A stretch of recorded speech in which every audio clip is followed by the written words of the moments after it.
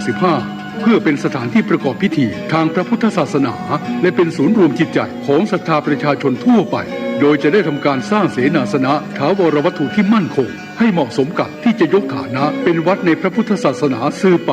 ดังนั้นจึงมีผู้มีจิตศรัทธาร่วมใจกันบริจาคทุนทรัพย์โดยเครือข่ายการเผยแผ่ธรรมะของคณะสงฆ์คลื่นสีขาวทั่วทุกสารทิศตลอดจนศรัทธาประชาชนทั้งหลายทั่วไปทุกคนตั้งกุศลเจตนาในการทอดกฐินสามัคคีและวางศิลาฤกษ์สร้างศาลาการประเรียนหน้าที่พักสงฆ์เหล่ามนทาตามกำหนดการดังนี้วันที่ 5-11 ตุลาคม 2565 เป็นวันตกแต่งดาเตรียมสถานที่วันที่ 12 ตุลาคม 2565 เป็นวันทอดกฐินและวางศิลาฤกษ์เวลา 8 นาฬิกาถึง 12 นาฬิกาเปิดโอกาสให้ศรัทธาประชาชนทำบุญตามอัธยาศัยและร่วมตอกไม้มงคลตามกุศลเจตนาเวลา 11 นาฬิกาถวายเพลพระสงฆ์และเลี้ยงอาหารประชาชนแบบโรงทานเวลา 12 นาฬิกา 30 นาทีเริ่มแห่ต้นกฐินสามัคคีแต่ละสายบุญและแห่แผ่นศิลาฤกษ์เวลา 13 นาฬิกา 30 นาทีประกอบพิธีวางศิลาฤกษ์และทอดกฐินในโอกาสอันเป็นบุญกุศลแห่งการสร้างวัดใหม่และทอดกฐินพร้อมวางศิลาฤกษ์สร้างศาลาการประเรียนครั้งนี้จึงขอกราบนิมนต์พระสงฆ์ครูบาอาจารย์และเชิญชวนศรัทธาพุทธศาสนิกชนทุกท่านได้ร่วมบุญตอกไม้มงคลปฐมฤกษ์เป็นมหามงคลอันยิ่งใหญ่ในวันที่ 12 ตุลาคม 2565 นี้ด้วยขออำนาจคุณพระศรีรัตนตรัยและสิ่งศักดิ์สิทธิ์ทั้งหลายตลอดจนพระสยามเทวาธิราชด้วยอำนาจเดชเดชะเทวาอารักษ์รุกขเทวดาภูมิเทวะพระแม่ธรณีคุณพ่อคุณแม่จงแผ่ไพศาลด้วยบุญแห่งการให้ทานของท่านทั้งหลายจงเป็นพลวะปัจจัยส่งเสริมสนับสนุนให้เศรษฐีใจบุญนายทุนใจดีและผู้มาร่วมงานทุกท่านจงมีอายุวันนะสุขะปฏิภาณสมบูรณ์ตลอดกาลนานเถิดสาธุ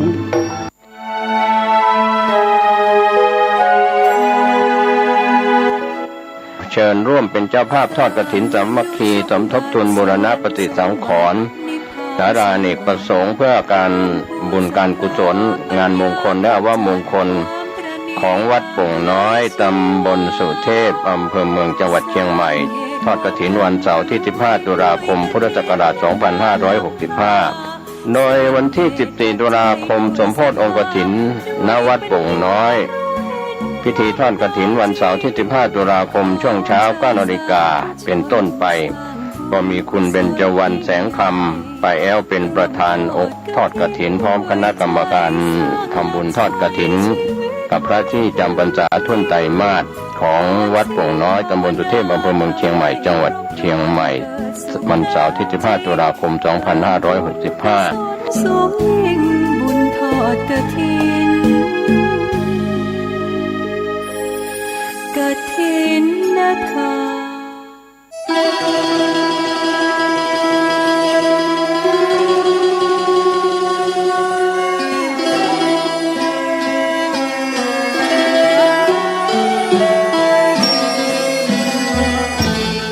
ในมหามงคลวโรกาสแห่งเทศกาลเข้าพรรษาประจำปีพุทธศักราช 2565 อันเป็นปีมหาปีติยินดียิ่งของมหาชนชาวล้านนาและชาวไทยผู้มีจิตเลื่อมใสเปี่ยมล้นด้วยพลวะศรัทธาในบวรพระพุทธศาสนาอีกทั้งเป็นปีที่เวียนรอบมาบรรจบครบ 144 ปีชาตกาลแห่งพระครูบาสลีวิจัยพระตนบุญตนยิ่งใหญ่ในเมตตาธรรมวัดพระสิงห์วรมหาวิหารตำบลพระสิงห์อำเภอเมืองจังหวัดเชียงใหม่ขอน้อมเจริญพรสาธุชนนักศีลนักบุญพุทธบริษัททุกท่านร่วมพิธีเจริญพระพุทธมนต์ทำวัดเย็นเจริญเมตตาภาวนาตามแนวสติปัฏฐาน4สวดพระคาถาปารมี10 ทัศตามฮีทอยแห่งพระครูบาสลีวิจัยและสดับรับฟังพระเทศนาธรรมโวหารจากองค์พระมหาเถระผู้แตกฉานในอรรถธรรมขององค์สมเด็จพระบรมศาสดาสัมมาสัมพุทธเจ้าในทุกๆวันอาทิตย์ตั้งแต่เวลา 17 นาฬิกาหรือ 5 โมงเย็นเป็นต้นไป โดยจะเริ่มงานพิธีมหามงคลนี้ในวันอาทิตย์ที่ 4 กันยายน พุทธศักราช 2565 เป็นวาระการครั้งที่ 1 ไปตราบกระทั่งถึงวันอาทิตย์ที่ 6 พฤศจิกายน พุทธศักราช 2565 ก่อนวันป่าเวณียี่เป่งลอยกระทงเจียงใหม่รวมได้วาระมหามงคล10 วาระ10 มหาปารมี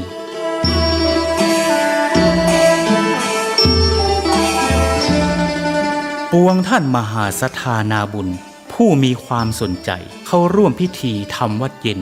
เจริญเมตตาภาวนาสั่งสมปารมีทั้ง10 ทัศอันมีทานปารมีเป็นต้นและมีอุเบกขาปารมีเป็นที่สุดนั้นขอน้อมเจริญพรร่วมพิธีได้ที่พระวิหารหลวงวัดพระสิงห์วรมหาวิหารตำบลพระสิงห์อำเภอเมืองจังหวัดเชียงใหม่และท่านที่มีจิตเจตจำนงประสงค์ใคร่ร่วมบำเพ็ญมหาทานปารมีถวายกันเทศแด่พระมหาเถระผู้แสดงพระธรรมเทศนาและถวายน้ำปานะแด่พระภิกษุสงฆ์สามเณรนั้นขอน้อมร่วมทำบุญหรือแจ้งความประสงค์ของท่านได้ที่พระเดชพระคุณหลวงพ่อพระเทพสิงหวราจารย์เจ้าอาวาสวัดพระสิงห์วรมหาวิหารโทรศัพท์081-883-8752หรือที่ท่านพระครูปริยัติกิจจาภิวัตรผู้ช่วยเจ้าอาวาสวัดพระสิงห์วรมหาวิหารโทรศัพท์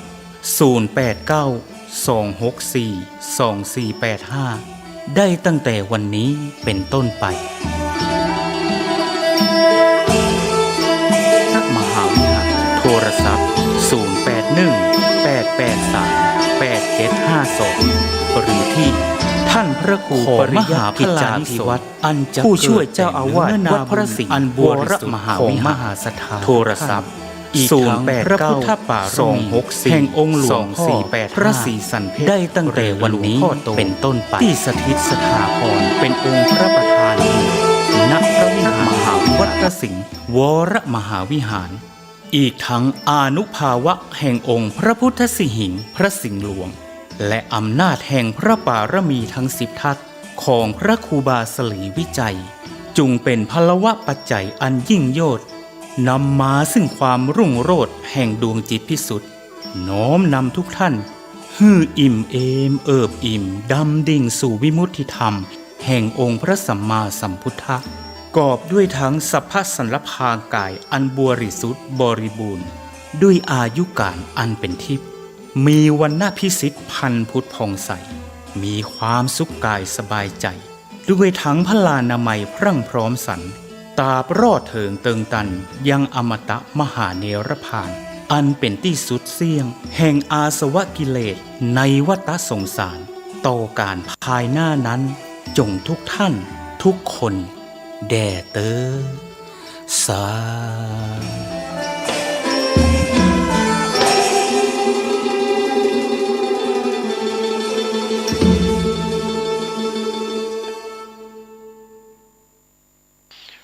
ขอความนอบน้อมจงมีแด่พระรัตนตรัยเจ้า3 ประการพระรัตนตรัยองค์ที่ 1คือพระพุทธเจ้าพระรัตนตรัยองค์ที่ 2คือพระธรรมเจ้าพระรัตนตรัยองค์ที่ 3คือพระอริยสังฆเจ้าข้าพระพุทธเจ้าขอเคารพนอบน้อมกราบไหว้แทบไต้ไวสาคุณพระรัตนตรัยเจ้าถึง3 ประการโดยความเคารพสักการะเป็นอย่างยิ่งขอถวายความเคารพพระมหาเถรานุเถระเจ้าคณะพระสังฆาธิการครูบาอาจารย์ตลอดถึงพระภิกษุหนุ่มสามเณรน้อยจุตนจุองค์ขอเจริญพรศรัทธาญาติโยมนักศีลนักบุญทั้งหลายที่กำลังรับฟังรายการต่างคลื่นสถานีวิทยุแห่งนี้ต่อจากนี้ไปอาตมาภาพพระครูปริยัติกิจจาภิวัตร สำนักวัดพระสิงห์อำเภอเมืองจังหวัดเชียงใหม่ก็ขอได้น้อมนำเอาสาระธรรมในทางพระพุทธศาสนามามอบเป็นธรรมบรรณาการอาหารใจคือกับท่านสาธุชนทั้งหลายได้พินิจพิจารณาถึงเนื้อหาสาระธรรมคติธรรมชาดกธรรมที่เฮาท่านทั้งหลายควรจะรู้ควรจะพิจารณาอันจะก่อคือเกิดสติปัญญาปารมีธรรมแก่ผู้ประพฤติปฏิบัติแก่ผู้ที่จะก่อคือเกิดองค์ความรู้ในเนื้อหาสารธรรมเหล่านั้นเมื่อเฮารู้เฮาเข้าใจก็จะได้ประพฤติปฏิบัติเพื่อความถูกต้องเพื่อความสุขในชีวิตของหมู่เฮาช่วงนี้ก็เป็นช่วงเทศกาลออกพรรษาจากที่เฮาท่านทั้งหลายถึงพระสงฆ์องค์ข้าเจ้าได้อธิษฐานจำพรรษา3 เดือน ก็จะครบในการอธิษฐานจำพรรษาศรัทธาญาติโยมก็ได้ประพฤติวัดปฏิบัติตามที่เราได้ตั้งสัจจะอธิษฐานไว้ก็เข้าใจว่าหลายผู้หลายคนได้บรรลุตามที่เราได้บรรลุตรงนี้ก็คือบรรลุการกระทำเพราะว่าจะเป็นการตั้งสัจจะอธิษฐานตั้งใจการได้ได้จ๋าด้วยคำที่สัตย์จริงแล้วก็ได้มีการประพฤติปฏิบัติวัดโดยความเป็นจริงการกระทำทางกายการทางวาจาแล้วก็การอธิษฐานจิตตั้งใจ ก็หลายผู้หลายคนได้ทำตามที่ได้ตั้งใจไว้ก็ถือว่าเป็นสิ่งที่ดีเป็นสิ่งที่น่าอนุโมทนาในช่วง3 เดือนที่ผ่านมาท่านทั้งหลายก็คงจะได้หวนรำลึกนึกถึงว่าการเวลา3 เดือน90 วันนั้นมันเป็นเวลาที่ประเมินแป๊บเดียวก็หมดสิ้นไปตามการเวลานั้น เมื่อล่วงเลยไปแล้วเฮาก็บ่สามารถที่จะย้อนหรือปิกมาดังเดิมได้เปิ้นบอกว่าสายน้ำก็ดีรถไฟก็ดีการเวลาก็ดีเครื่องยนต์ทั้งหลายก็ดีเมื่อไปแล้วก็คือไปบ่หวนที่จะกลับปิกมาได้เพราะฉะนั้นก็คำสอนของพระพุทธศาสนาก็คือสอนให้เฮาบ่ประมาทในการดำรงชีวิตพยายามดูแลร่างกายพยายามดูแลจิตใจคือเป็นชีวิตความเป็นอยู่ที่มีความสุข มีความทุกข์น้อยที่สุดเฮาก็ถือว่าเป็นคำสอนที่ทรงคุณค่าหันประโยชน์ต่อการดำเนินชีวิตท่านสาธุชนทั้งหลายคำสอนในทางพระพุทธศาสนาก็มีเรื่องที่ครูบาอาจารย์ได้อบรมสั่งสอนไว้ มีเป็นจำนวนนักนะโดยเฉพาะการอบรมสั่งสอนผู้ที่ได้เข้ามามีหุ้นส่วนในชีวิตของเฮาก็คือบรรดาลูกบรรดาหลานในฐานะที่เฮาท่านทั้งหลายผู้ฟังเป็นผู้ที่มีอายุเรียกว่ามีอายุพรรษาก็พยายามใช้ประสบการณ์ชีวิตของเฮาโดยคุณธรรมโดยวัฒนธรรมที่ดีงาม เฮาก็ช่วยกันอบรมสั่งสอนลูกของเฮาหลานของเฮาให้ฮู้ให้เข้าใจนะเปิ้นบอกว่าการอบรมบ่มเพาะภาษานิสัยคุณธรรมวัฒนธรรมที่ดีงามให้แก่ลูกหลานนั้นก็จำเป็นที่จะต้องทำกันตั้งแต่อายุยังน้อยตามภาษาที่เป็นภาษิตที่ว่าไม่อ่อนดัดง่ายไม่แก่ดัดยากการที่ลูกหลานทำอะไรอย่างบ่เป็นทำอะไรอย่างบ่ถูกต้องจนเป็นที่ขวางหูขวางตาของคนใหญ่นั่น บ่ใช่เป็นเรื่องความผิดของละอ่อนหรือของคนอื่นตลอดถึงสิ่งแวดล้อมต่างๆเป็นความผิดของพ่อแม่นะถือว่าเป็นความผิดของพ่อแม่ที่บ่ได้อบรมสั่งสอนให้ลูกได้เข้าใจเพราะฉะนั้นสิ่งต่างหลายต่างมวลถ้าหากว่าพ่อแม่ฮักลูกอย่างถูกทางและก็กล้าที่จะยอมหันลูกเจ็บโดยการที่เฮาได้ดุได้ด่าได้ว่ากล่าวอบรมเพาะบ่มลักษณะที่ดีลักษณะนิสัยที่ดีไว้ในตัวลูกอยู่ตลอดจนเขามีภูมิต้านทานที่แข็งแกร่งแล้วก็ติดเป็นนิสัยถาวรแล้วคนอื่นและก็สิ่งแวดล้อม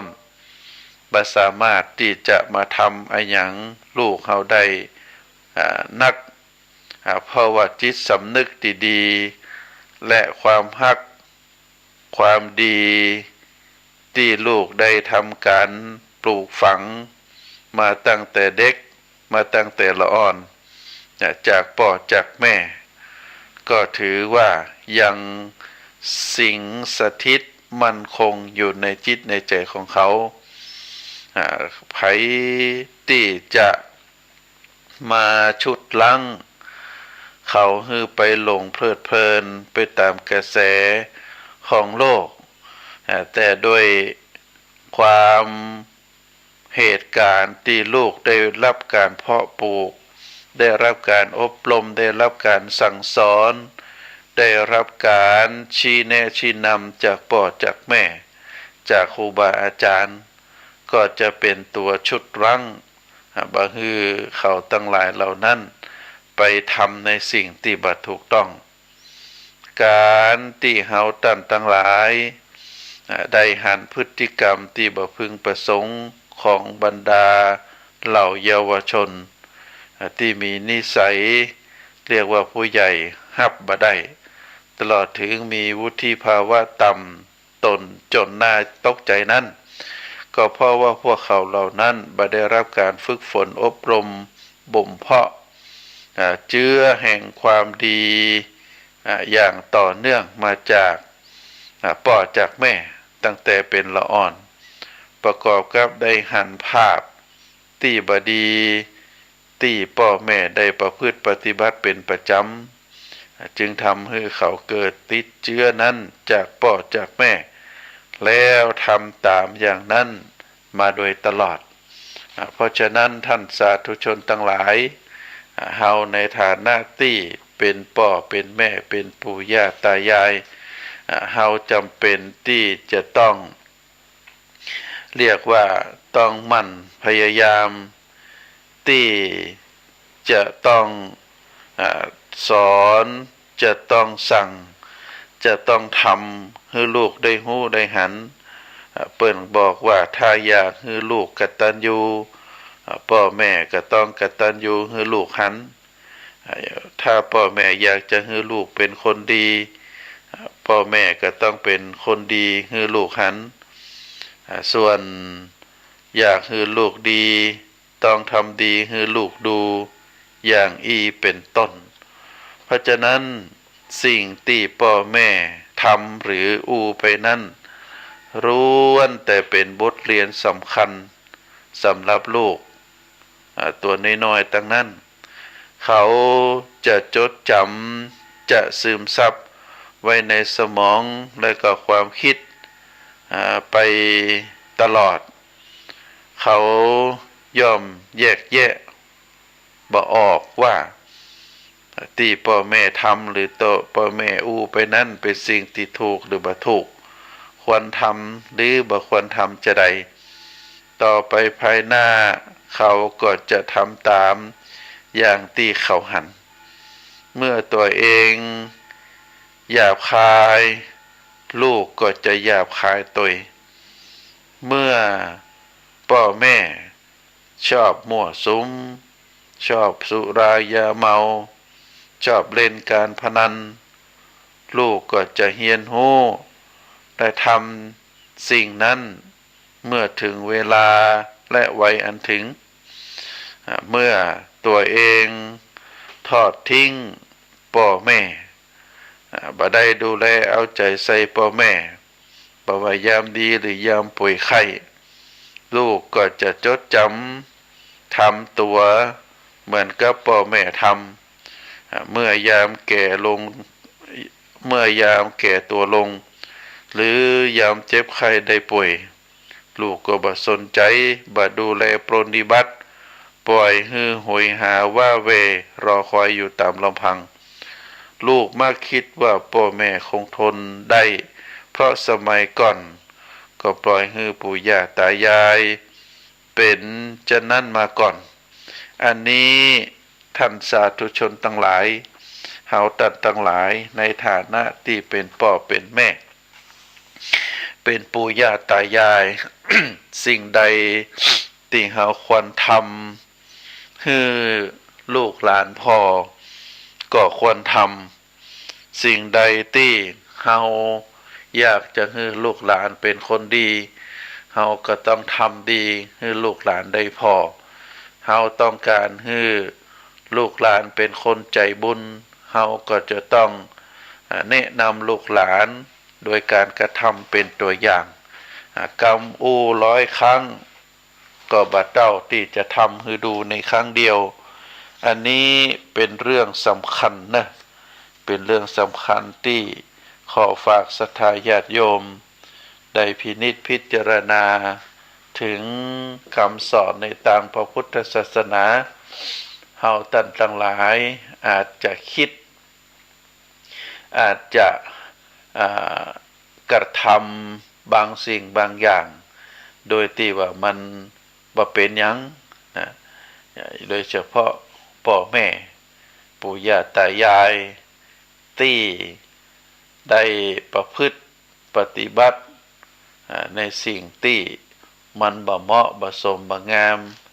เป็นต้นว่าอู้กรรมบ่ดีคิดหรือปรึกษาอู้กันในการที่จะโกงจะกระทำสิ่งที่บ่ดีให้ลูกให้หลานได้ยินได้หันสิ่งทั้งหลายเหล่านั้นมันก็จะซึมซับประทับตาอยู่ในจิตในใจของลูกหลานเหล่านั้นบางทีสิ่งที่เฮาทำไปก็จะเป็นการถอดบทเรียนไปสู่ลูกสู่หลาน อย่างที่อาตมาได้เคยอู้ไว้ว่าได้ประสบด้วยตัวเองก็มีลูกศิษย์ที่รู้จักที่ได้สอนหนังสือที่ได้อบรมก็เป็นคนบุคลิกหน้าตาดีเป็นละอ่อนได้อู้ได้จาได้ห้ำได้เฮียนตั้งแต่ชั้นม.1 หันแล้วก็อินดูสงสารก็ประทับใจพอดีเป็นคนอยู่ต่างอำเภอแล้วก็ทุกเจ้าที่มาเฮียนหนังสือก็จะมีคุณป่อมาส่งมี2 คนพี่น้องก็ทราบข่าวมาภายหลังจากที่เฮียนจบไปแล้ว เฮียนจบไปแล้วก็ได้ ทราบว่าคนปีคนปีนั้นได้เรียนจบระดับปริญญาตรี แล้วก็ได้ทำการทำงานเป็นหลักเป็นฐานอยู่ต่างจังหวัด ส่วนคนน้องก็เรียนจบในระดับชั้นม.ปลาย แต่ก็มาได้ศึกษาต่อในระดับปริญญาตรี ก็ได้อยู่กับพ่อกับแม่ แล้วก็มาตกใจเมื่อลูกศิษย์คนนี้ได้แขวนคอตายอายุน่าจะประมาณเกือบ30ก็ทราบว่ามีครอบครัวมีภรรยามีลูกน้อยแล้วก็ได้ถามเปื่อนว่าทำไมเนี่ยจะได้จึงได้ลูกเปื่อนคนนี้จึงได้แขวนคอตายนะก็ทราบมาภายหลังว่าเป็นบุคคลที่ได้มีหนี้มีสินติดการพนันก็ถามว่าตอนเรียนหนังสือก็เรียบร้อยดีอายเปิ้นก็ได้ทำการทำงานแล้วจะได้ถึงได้ไปติดการพนันได้มีหนี้มีสินเป็นจำนวนนัก ก็ได้ทราบมาว่า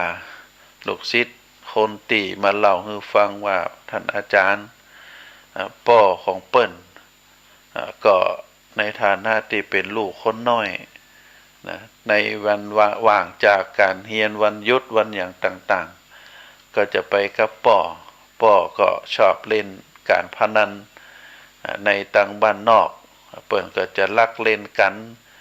ในส่วนของหมู่บ้านพ่องในส่วนในป่าในเขาพ่องเปิ้นก็จะนัดกันไปเล่นหั่นไปเล่นนี่แล้วก็เมื่อเล่นแล้วก็เป็นคนที่ชอบเล่นบยุทธแล้วก็มีหนี้มีสินเป็นจำนวนนัก เมื่อหาทางออกบ่ได้ก็ทำให้คิดสั้นไปแขวนคอตายนะอันนี้ก็เป็นการถอดบทเรียนว่าก็ยังดีมีพี่น้องคนเก่าตั้งใจเรียนได้ถีบตัวออกจากสังคมที่เป็นอบายมุขในหมู่บ้านห้ามเรียนได้สำเร็จการศึกษามีงานท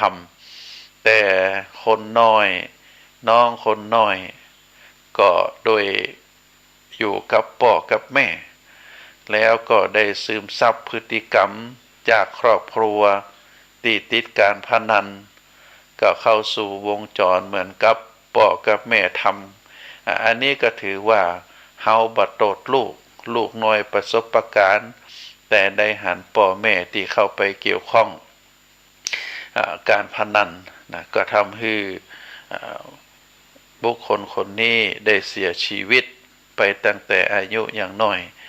น่าจะอายุเกือบจะถึง30นะก็เป็นที่น่าเสียใจแล้วก็ในวันก่อนได้ปะลูกศิษย์แห่งคนหนึ่งเปิ้นมีภูมิลำเนาอยู่ที่อำเภอแม่แจ่มก็มาเยี่ยมมาใจก็หลังจากที่เรียนจบแล้วก็ได้ปิกไปอยู่บ้านก็ถามว่าเป็นจะได้พ่องก็บอกว่าตอนนี้ได้มีครอบมีครัวก็ได้ทำการทำงานอยู่ที่บ้าน แล้วก็ถามว่าแม่เป็นจะได้พ่องเพราะว่าช่วงที่เรียนหนังสือนั้นคนที่มาเยี่ยมมาดูมาแลยามที่มีปัญหาก็แม่จะเป็นคนมากระทำมาแม่เป็นจะได้พ่องลูกศิษย์คนนี้ก็บอกว่าพ่อกับแม่เปิ้นแยกต่างกันแล้วเขาก็ถามว่าเป็นอย่างถึงได้แยกลูกศิษย์คนนี้ก็บอกว่าแม่เปิ้นติดการพนันเขาก็ถามว่าบ้านเฮาอยู่ในหมู่บ้านที่อยู่ในถือว่าไก่นะถือว่าไก่ในส่วนตัวเฮาคิดว่าไก่แต่ว่าในส่วนต่างพูนมันก็มีสังคมแห่งแบบหนึ่งลูกบ่าวลูกศิษย์คนนี้ก็บอกว่าแม่นั่นเปิ้นติดการพนัน เฮาก็ว่าเอาไปติดการพนันที่ไหนในหมู่บ้านเปิ่นไปเล่นกันนัดกันตามที่จะนัดกันไปอาจจะอยู่ในป่าในมุมนั่นมุมนี่ของหมู่บ้านก็ติดการพนัน1บ่ดูแลครอบครัว2บ่ทำการบ่ทำงาน3เงินที่เสาะหามาได้ป่อเปิ่นได้ทำสวนข้าวโพดแต่ละปีขายไว้ก็เก็บสตางค์ไว้แต่แม่เอาไปเล่นการพนันติดการพนันป่อก็ได้เลิกกับแม่ก็ทำให้ได้รู้สภาพว่าการพนันนั้นได้แพร่กระจายไปสู่ทุกหัวละแห่งของบ้านของเมือง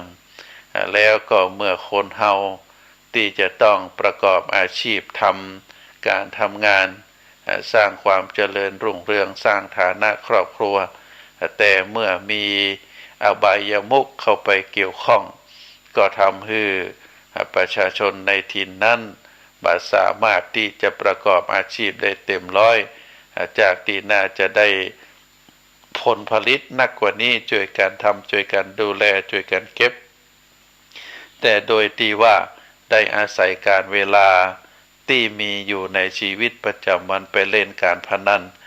เงินทรัพย์สมบัติต่างๆที่มีอยู่ก็ถูกขายถูกจำนองถูกเจ้าหนี้ได้ยึดไปบ่ว่าจะเป็นหมูเป็นวัวเป็นควายที่ได้เลี้ยงกันมาเอาใจในครอบครัวก็ถูกยึดถูกเก็บถูกอันนี้ไปถือว่าก็เป็นเรื่องที่น่าเสียใจนะเป็นเรื่องที่น่าเสียใจตามที่ได้อู้มานี่เพราะฉะนั้นท่านสาธุชนทั้งหลายพฤติกรรมการกระทำการอู้ความคิดของพ่อของแม่ผู้ที่อยู่ใกล้ชิดลูกนักที่สุดก็ถือว่าเป็นส่วนสำคัญที่ทำให้ลูกคนนั้นได้รับผลจากการเลี้ยงดูของพ่อของแม่เพราะฉะนั้นพ่อแม่มีคุณธรรมลูกก็จะมีคุณธรรมถ้าพ่อแม่เป็นคนไร้คุณธรรมลูกก็จะเป็นคนไร้คุณธรรมตัวเองท่านสาธุชนทั้งหลายการแสดงความกตัญญูต่อผู้บังเกิดเกล้าก็ถือว่าเป็นเรื่องที่เราสามารถจะกระทำได้ถ้าตั้งใจที่จะทำบัจจัยเป็นเหตุสุดวิสัยของคนดีทั้งหลายเป็นการปลูกฝังความกตัญญูให้เป็นหลักจำและก็หลักใจคำว่าเป็นหลักจำและก็หลักใจก็คือเราจะต้องจำและก็คืออยู่ในใจของเราตลอดเป็นเรื่องหลักของความประพฤติดีปฏิบัติชอบของพุทธศาสนิกชนเจ้าพุทธของเราเพราะฉะนั้นเรื่องความกตัญญูกตเวทีที่ประพฤติปฏิบัติไผที่ได้ช่วยกันประพฤติปฏิบัตินักเท่าใดก็ถือว่าเป็นการช่วยแก้ปัญหาในเรื่องของลูกที่มีความอากตัญญูบ่เลี้ยงดูพ่อแม่ผู้บังเกิดเกล้าของตนตลอดถึงปู่ย่าตายายซึ่งในปัจจุบันนี้ก็เป็นปัญหาใหญ่ของสังคมไทยเฮาซึ่งการที่สังคมไทยเฮาได้ตั้งมั่นอยู่ในฐานะที่พ่อแม่ดูแลพ่อแม่ถูกได้รับการดูแลจากลูกได้รับความกตัญญูต่อลูกทั้งหลายก็ถือว่าเป็นตัวอย่างที่บรรพบุรุษของเฮาท่านทั้งหลายได้ประพฤติปฏิบัติมาเป็นมรดกตกทอดมาจนถึงปัจจุบันนี้ก็ถือว่าเฮาท่านทั้งหลายนั้นได้ช่วยกันพยุงคุณธรรมบทนี้ให้ปรากฏแก่คนทั้งหลายความจริงแล้วการที่พ่อแม่ได้ทนุถนอมกล่อมเกลาเลี้ยงดูกล่อมเกลียงเลี้ยงดูเฮามาตั้นก็หวังว่าจะได้พึ่งปาในยามแก่ยามเฒ่า ดังที่มีกำพังเผยว่าเมื่อยามแก่เฒ่าบางเจ้าเฝ้ารับใจเมื่อยามเจ็บไข้บางเจ้าเฝ้ารักษาเมื่อยามมรณาก็หวังเจ้าช่วยปิดตาคราสิ้นใจอันนี้เป็นกำพังเผยในสังคมไทยเฮาได้กล่าวได้อู้มาการที่ลูกประพฤติดีปฏิบัติชอบต่อพ่อแม่ผู้บังเกิดเกล้าของตัวเก่าจะได้ก็ย่อมจะได้รับผลสนองตอบเช่นนั้นเป็นทวีคุณซึ่งเป็นสถิติพยากรณ์ไว้ได้กำหนดจดจำการสืบมาตั้งแต่โบราณและก็ได้กล่าวเป็นคติธรรมคำพังเพยสอนไว้ว่าลูกคนใดเคยทำให้พ่อให้แม่ต้องน้ำตาตก1 ครั้งเมื่อตัวเองมีลูกขึ้นแล้วมันก็จะทำให้ตัวเองต้องมีน้ำตาตก2 ครั้งอย่างนี้เป็นต้นส่วนลูกคนใดเคยทำให้พ่อให้แม่มีความชื่นอกชื่นใจเมื่อตัวเองมีลูกขึ้นมาแล้วลูกก็จะทำให้ตัวเองนั้นชื่นอกชื่นใจเป็นนักเต่าทวีคุณเพราะฉะนั้นลูกคนใดอากตัญญูบ่เลี้ยงดูพ่อบ่เลี้ยงดูแม่บังเกิดเก่าของตัวเก่าปล่อยให้พ่อให้แม่ต้อง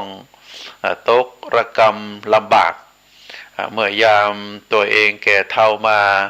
ลูกเต้าก็จะอากตัญญูบ่เลี้ยงดูตนอย่างนั้นเหมือนกันส่วนลูกคนใดที่มีความกตัญญูเลี้ยงดูพ่อเลี้ยงดูแม่ผู้บังเกิดเกล้าของตนเป็นอย่างดีเป็นที่ประจักษ์ได้หันเมื่อยามตัวเองแก่เฒ่ามาลูกเต้าก็จะมีความกตัญญูเลี้ยงดูตนเป็นอย่างดีเช่นเดียวกันผลวิบากกรรมจะนี้เป็นทิฏฐธรรมเวทนิยกรรมคือกรรมที่จะทำให้เกิดผลในปัจจุบันตันตาหันซึ่งนิยมอู้กันจนติดปากว่ากงกรรมเกวียนกรรมกรรมเกวียนก็คือก็วนกันไปวนกันมาตัวเองได้กระทำจะได้พ่อแม่ได้ตัวเองได้กระทำให้พ่อให้แม่ไว้จะได้ต่อไปก็จะได้รับผลอย่างนั้นเป็นเครื่องตอบสนองก็ท่านสาธุชนทั้งหลายคุณธรรมความกตัญญูนี้เป็นคุณธรรมอันพื้นฐานแห่งจิตแห่งใจของสาธุชนคนดีทั้งหลายเป็นคุณธรรมอันสำคัญยิ่งสำหรับคนเฮาที่อยู่ร่วมกันเป็นครอบครัวเป็นหมู่คณะตลอดถึงเป็นสังคมประเทศชาติและเป็นคุณธรรมอันถือว่าเป็นคุณธรรมอันเป็นพื้นฐานของสังคมไทยตั้งแต่โบราณกาลมาจนถึงปัจจุบันนี้เพราะความจริงก็มีอยู่ว่าสังคมใดไร้ความกตัญญูคนในสังคมนั้นจะอยู่เหมือนเยี่ยงสัตว์เดรัจฉานกรรมนี้อยากจะให้ศรัทธาญาติโยมได้ตระหนักนะสังคมใดไร้ความกตัญญูคนในสังคมนั้นจะอยู่กันเยี่ยงสัตว์เดรัจฉานก็เป็นธรรมดาของสัตว์เดรัจฉานตั้งป่อเฮาก็จะหันว่าสัตว์เดรัจฉานทั้งหลายเหล่านั้นเมื่อปีกล้าขาแข็งแล้วก็จะทอดทิ้งพ่อแม่ไปอย่างบ่มีเยื่อใยบ่ได้หวนกลับมาเหลียวแลเลี้ยงดูพ่อเลี้ยงดูแม่ของตนมีความเป็นอยู่แบบตัวภัยตัวมันคนเฮาถ้าไร้ความกตัญญูก็จะอยู่อย่างสัตว์เดรัจฉานเพราะฉะนั้นลูกหลานของเฮาตั้งหลายก็จะกลายเป็นลูกอากตัญญูเป็นหลานอากตัญญู ไม่ยอมรับโอ้พระคุณและก็อุปการะคุณของพ่อของแม่บ่เลี้ยงดูพ่อบ่เลี้ยงดูแม่ปล่อยให้พ่อแม่ตกระกำลำบากต้องเป็นคนขอทานพ่องไปอาศัยที่บ้านพักคนชราพ่อง ก็จะกลายเป็นปัญหาของสังคมเป็นภาระที่ผู้ที่ส่วนราชการผู้ปกครองประเทศก็จำเป็นจะต้องจัดสรรงบประมาณมาดูแลเพราะฉะนั้นท่านสาธุชนทั้งหลายเฮาท่านทั้งหลาย ในฐานะที่เป็นคนไทยอยู่ภายใต้หลักธรรมของพระพุทธศาสนาเฮาจะต้องพยายามให้คุณธรรมเหล่านี้ได้ปรากฏชัดต่อตัวเฮาต่อบุตรหลานของเฮาช่วยกันช่วยกันทำกรรม100 กรรมบัดเต้าทำให้ดูก็ฝากศรัทธาญาติโยมลองพินิจพิจารณาดังมีเรื่องที่เปิ้นเล่าไว้ในอดีตภาษาไทยเปิ้นห้องว่ากะลาสอนป่อบ้านเฮาก็ห้องว่าเป็นก๊อกบ่อเป้าเนาะก๊อกบ่อเป้าสอนป่อเมื่อหลายสิบปีมาแล้วมีครอบครัวหนึ่งได้ทำมาค้าขายมีฐานะเรียกว่าอยู่ค่อนข้างดีประกอบไปด้วยสมาชิกในครอบครัว4 คนก็คือป้อลูกบ่าวภรรยาและก็ปู่ เดิมนั้น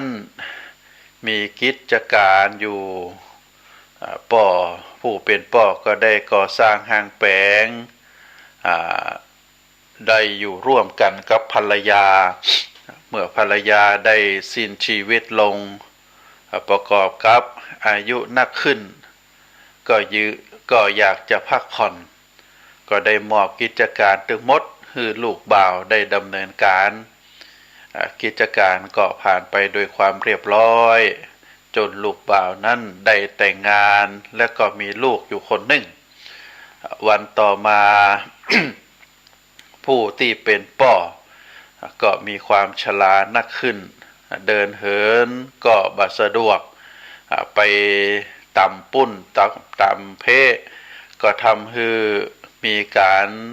สิ่งของเข้าของเครื่องใจไม้สอยได้ตกได้แตกไปก็ทำบางทีก็กินข้าวกินข้าวก็อาจจะเลอะเทอะ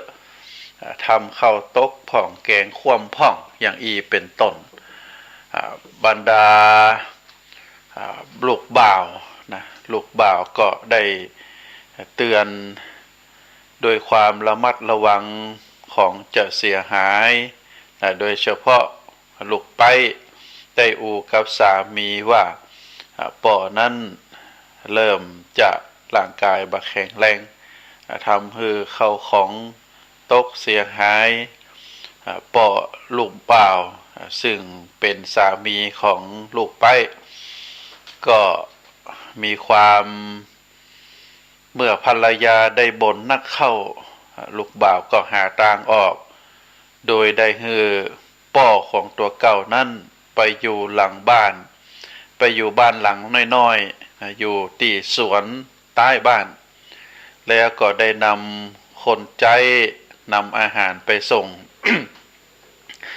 วันใดตัวเองว่างก็นำอาหารไปส่งเป็นลักษณะแบบนี้ผ่านไปผ่านมาบางกี่วันลูกบ่าวแล้วก็ภรรยาก็เริ่มมีปากเสียงกันเนื่องจากว่าถ้วยจานที่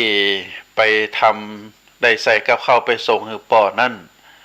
ก็แตกพ่องจักพ่องบินพ่องก็เลยปรับเปลี่ยนจากที่เอาถ้วยเอาจานเอาแก้วน้ำใส่สิ่งของไปให้ป่อกินก็ปรับเปลี่ยนมาเป็นบ้านภาษากลางเปิ้นห้องว่ากะลาบ่อเป้าบ้านเฮาเรียกว่าก๊อกบ่อเป้า ก็ได้เอาบ่อเป้ามาโขดมาปรับมาแต่งคือเป็นก๊อกบ่อเป้าแล้วก็ใส่กับข้าวไปให้ป่อกินอยู่มาหลายปีหลาน นะหลานบ่าวก็ได้เจริญเติบโตหู้เดียงสาหันพ่อแม่นำสำรับ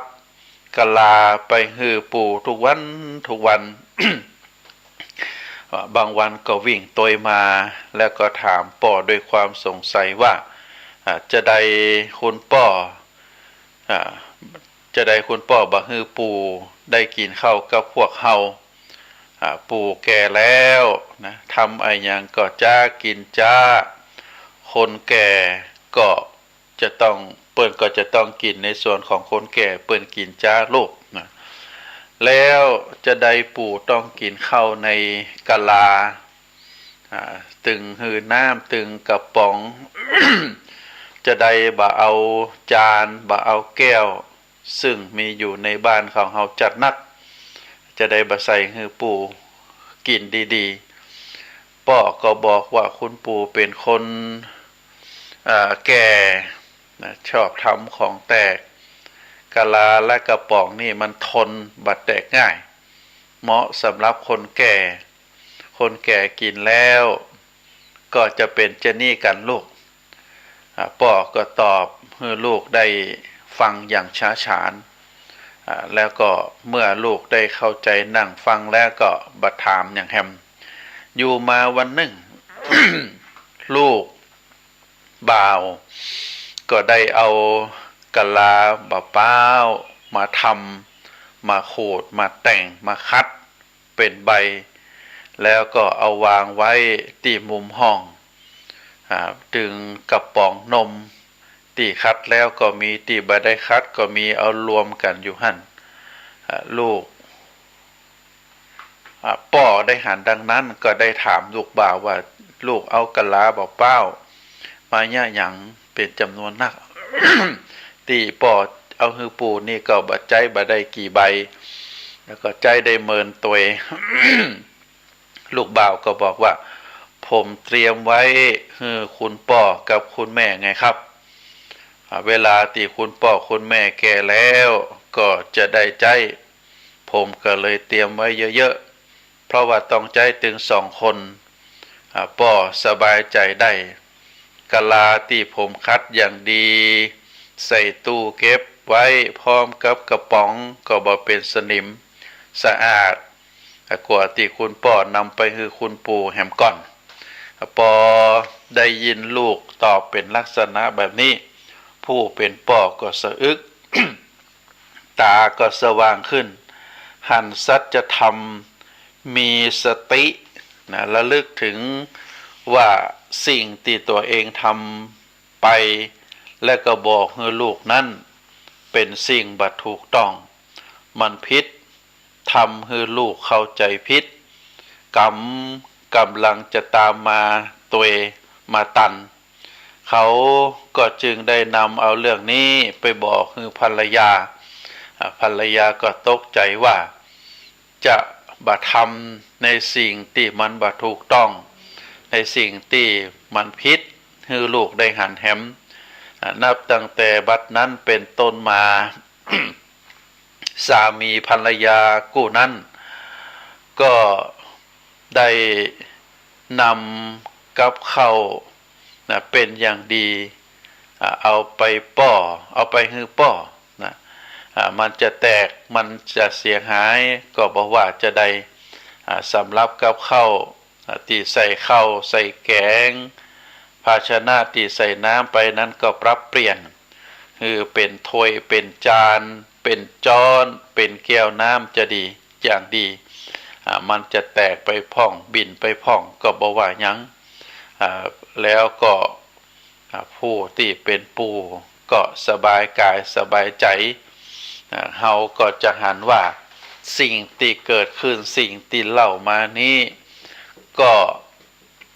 ทำให้เฮาได้มีความรู้ว่าสิ่งที่พ่อแม่ทำสิ่งที่พ่อแม่ล้วนเป็นบทเรียนสำหรับลูกดังนั้นเขาจะจดจำซึมซับไว้ในสมองและก็ความคิดเขาย่อมจะแยกแยะบ่ออกว่าที่พ่อที่แม่ทำที่พ่อที่แม่นั้นเป็นสิ่งที่ผิดหรือเป็นสิ่งที่ถูก หรือควรบ่ควรจะใดต่อไปข้างหน้าเขาก็จะต้องทำตามอย่างที่เขาหันอย่างที่เขาหู้อย่างที่เขาได้ยินได้ฟังเมื่อตัวเองเมื่อพ่อแม่หยาบคายลูกก็จะหยาบคายเมื่อพ่อแม่ชอบมั่วสุมชอบสุรายาเมาชอบเล่นการพนันลูกก็จะเฮียนหู้และทำอย่างที่ตัวเองได้หู้ได้หันเมื่อถึงเวลาและก็วัยมาถึงพอสมควรเพราะฉะนั้นเมื่อเฮาตั้งหลายในฐานะที่เป็นลูก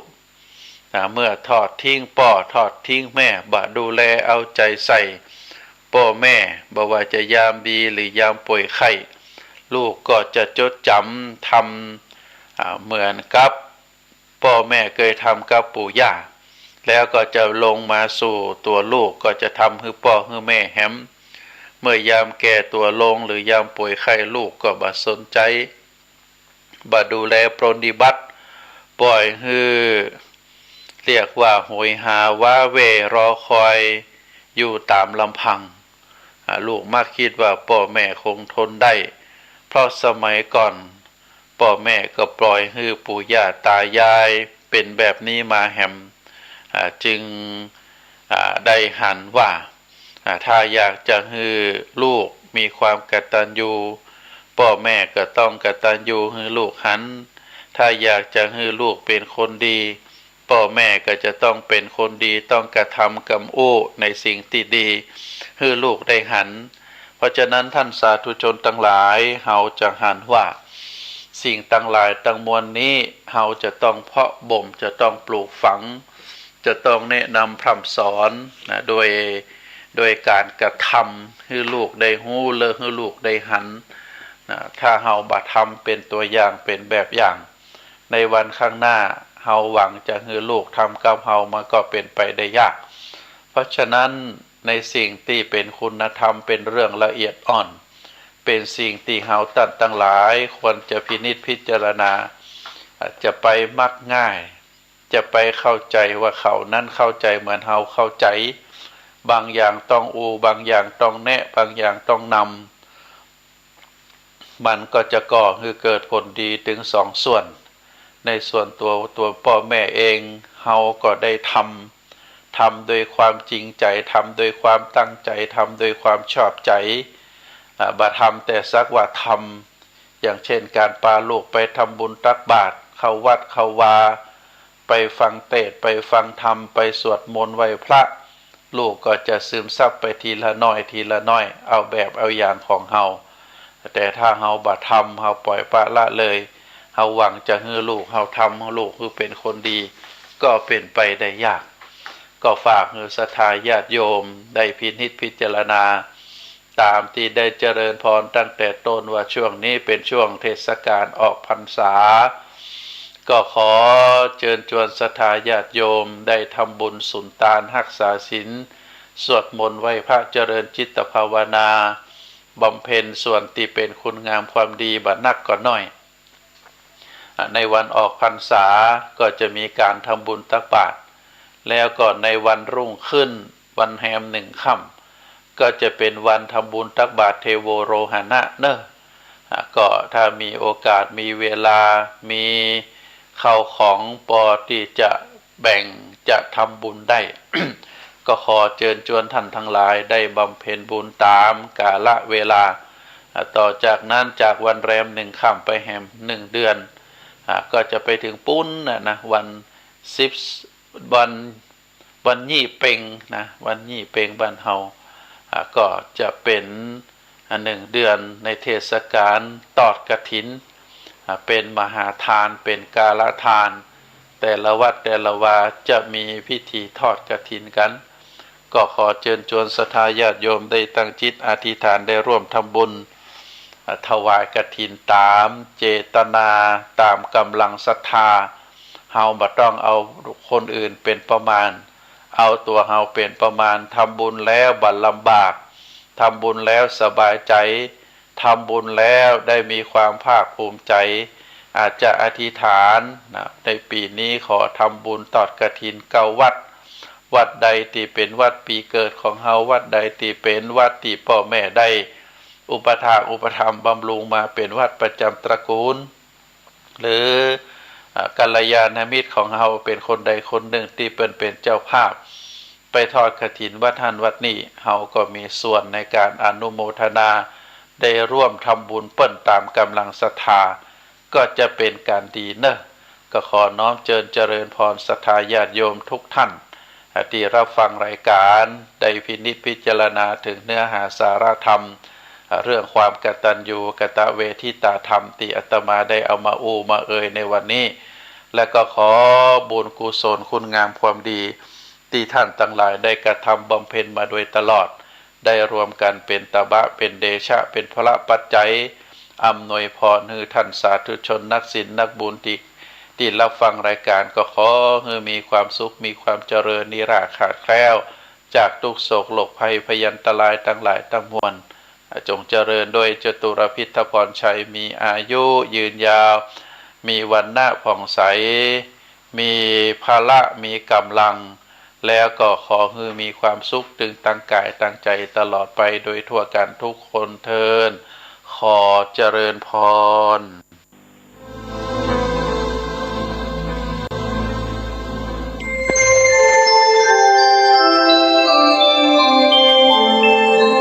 ขณะนี้ท่านกำลังฟังสถานีวิทยุกระจายเสียง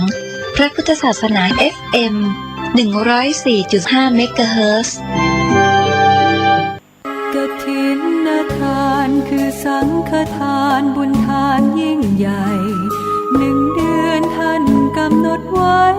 นับตั้งแต่วันพิธีทำบุญทอดกฐินมหาวิทยาลัยเชียงใหม่ประจำปี 2565 ทอดถวายวันเสาร์ที่ 29 ตุลาคม พุทธศักราช 2565 ณ วัดสายหินตำบลสุเทพอำเภอเมืองเชียงใหม่ จังหวัดเชียงใหม่ 13 นาฬิกาพร้อมกันที่ศาลาธรรมมหาวิทยาลัยเชียงใหม่ตั้งขบวนแห่องค์กฐินและบริวารหน้าศาลาธรรมมหาวิทยาลัยเชียงใหม่เคลื่อนขบวนแห่องค์กฐินและบริวารออกจากศาลาธรรมมีกำหนดไปตามเส้นทาง 13:30 นาทีขวงวัฒนธรรมมหาวิทยาลัยเชียงใหม่ขบวนแห่องค์กฐินและบริวารทุกคณะสถาบันสำนักและส่วนงานต่างๆพร้อมกันมีการแสดงของชมรมพื้นบ้านล้านนาสโมสรนักศึกษามหาวิทยาลัยเชียงใหม่ 14 นาฬิกาเคลื่อนขบวนแห่องค์กฐินและบริวารเข้าสู่วัดสายหินประธานในพิธีจุดธูปเทียนบูชาพระรัตนตรัยไหว้พระสมาทานเบญจศีลกล่าวคำถวายผ้ากฐินแด่พระสงฆ์น้อมผ้ากฐินถวายพระสงฆ์อัปโลกกฐินถวายทายธรรมแด่พระสงฆ์กรรมการสภามหาวิทยาลัยอธิการบดีรองอธิการบดีผู้ช่วยอธิการบดีประธานกรรมการส่งเสริมมหาวิทยาลัยคณบดีผู้อำนวยการสถาบันสำนักศูนย์กองประธานสภาพนักงานมหาวิทยาลัยนายกสโมสรมหาวิทยาลัยนายกสโมสรนักศึกษามหาวิทยาลัยตามลำดับถวายทายธรรมแด่พระสงฆ์อนุโมทนากรวดน้ำรับพรลาพระสงฆ์ 15:30 นาทีประกาศผลรางวัลการประกวดขบวนกฐินก็เป็นข่าวสารงานทำบุญทอดกฐินมหาวิทยาลัยเชียงใหม่ประจำปี 2565 ตรงกับวันเสาร์ที่ 29 ตุลาคม 2565 ทอดถวายกับพระคุณเจ้าที่จำพรรษาท่วนไตรมาสวัดสายหินตำบลสุเทพอำเภอเมืองเชียงใหม่จังหวัดเชียงใหม่ขอเชิญท่านร่วมบุญร่วมกุศลติดต่อได้ที่มหาวิทยาลัยเชียงใหม่และวัดสายหินที่จะร่วมทำบุญในคราวครั้งนี้ได้ความสุขกายสุขใจโดยทั่วหน้ากันสร้างเหตุปัจจัยด้วยศรัทธาด้วยปัญญารู้เห็นทำตามจริงขอเชิญสาธุชนสร้างบุญกุศลยิ่งใหญ่รวมใจกันทำบุญทอดกฐินข่าวสารเพื่อการประชาสัมพันธ์ขอเชิญชวนผู้ใจบุญใจกุศลร่วมทำบุญทอดกฐินสามัคคีเพื่อสร้างศาลาโรงครัวที่พักสงฆ์สถาบันธรรมาภิวัตน์บ้านศพเตินตำบลศพป้าอำเภอแม่เมาะจังหวัดลำปาง ในวันอาทิตย์ที่ 23 ตุลาคม 2565 เวลา 13 นาฬิกาท่านที่จะร่วมบุญสามารถร่วมทำบุญผ่านบัญชีธนาคารกรุงไทยสาขาประตูชัยชื่อบัญชีที่พักสงฆ์สถาบันธรรมาภิวัตรเลขที่บัญชี 536-075-5318 ก็เป็นงานบุญงานกุศลทำบุญทอดกฐินสามัคคีโดยการนำของคุณ